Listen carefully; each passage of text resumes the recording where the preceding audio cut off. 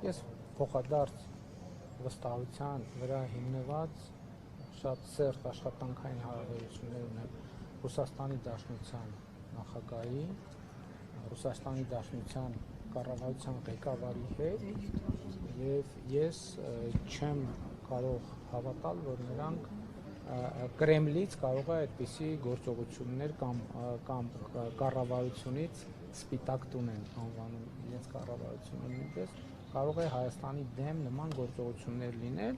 բայց չեմ բացառում եւ մեծ է հավանականությունը, որ Ռուսաստանում այնուամենայնիվ կան որոշակի շրջանակներ,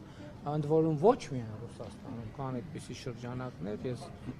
վստահ եմ, որ կոնկրետ այս դեպքում այլ երկրներում էլ կան որոշակի շրջանակներ, որոնք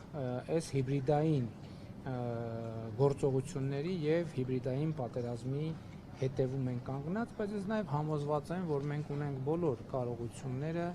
եւ բոլոր հնարավորությունները կառավարել